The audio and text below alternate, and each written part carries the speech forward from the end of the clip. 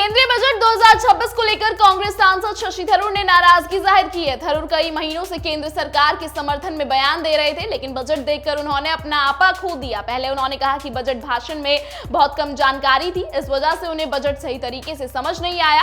हालांकि बाद में उन्होंने एक्स पर पोस्ट कर अपनी नाराजगी जाहिर की। उन्होंने कुल 7 पोस्ट कर बजट को लेकर अपनी नाराजगी जाहिर की। इसके साथ ही उन्होंने कहा कि केरल को ऐसे नेतृत्व की जरूरत है जो दिल्ली में मलयाली लोगों को सम्मान दिला सके और स्थानीय स्तर पर विकास ला सके। अभी केरल के पास दोनों नहीं है। शशि थरूर ने लिखा, आज वित्त मंत्री के भाषण में एक बेचैन करने वाली पुरानी यादों का एहसास है। एक ऐसा राज्य जो देश की फॉरेक्स रिजर्व, स्किल्ड वर्कफोर्स और सॉफ्ट पावर में इतना मजबूत योगदान देता है, ऐसा केरल केंद्र के फाइनेंशियल विजन में पूरी तरह से गायब रखता है। चुनावी साल में उद्देश्य केरल का बजट अपने आप में ही एक संदेश है। उन्होंने लिखा, केरल के लिए एम्स पर चुप्पी बनी हुई है।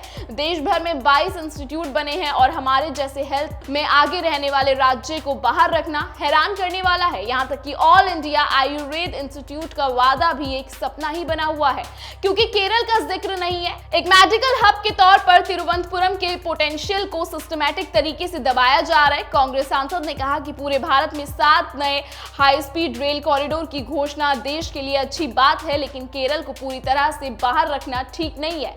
हम एक हाई डेंसिटी वाले राज्य हैं जो मॉडर्न ट्रांसपोर्ट के लिए तरस रहा है। केंद्र हमें नजरअंदाज करता है और राज्य ऐसे कागजी प्रोजेक्ट्स का प्रस्ताव देता है जिन्हें वह वहन नहीं कर सकता।